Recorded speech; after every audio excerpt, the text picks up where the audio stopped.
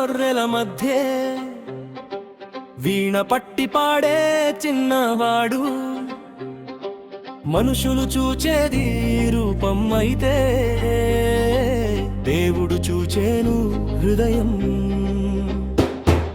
చిన్నవాడైన విశ్వాసం గొప్పది, ప్రార్థనే ఆయుధమై నిలిచెను. సింహము ఎలుగుబంటి ఎదిరించిన యెహోవా నామమే ఆశ్రయం.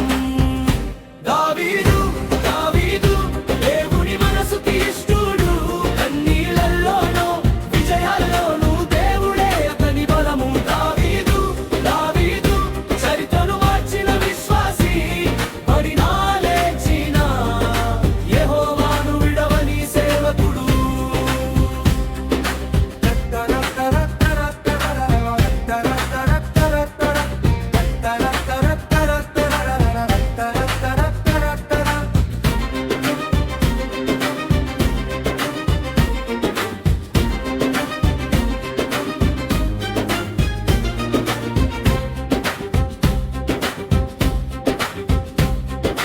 గోలియాతు ఎదుట నిలిచెను ఒంటరిగా, ఖడ్గము కవచము లేకుండా. 5 రాళ్ళు చేతిలో పట్టుకుని, నమ్మిక దేవునిపై పెట్టుకుని, సేనలా యెహోవా నామమునా అని చెప్పి ముందుకు సాగెను. ఒక్కరాయి ఒక్క నమ్మకం దుష్టుణ్ణి నేల కొరిగించెను. దావీదు దావీదు దేవుని మనసుకి ఇష్టుడు, బలహీనతలోనూ బలంగా నిలిచిన విశ్వాసవీరుడు. దావీదు దావీదు చరిత్రను మార్చిన విశ్వాసి, పడినా లేచిన యెహోవాను విడవని సేవకుడు.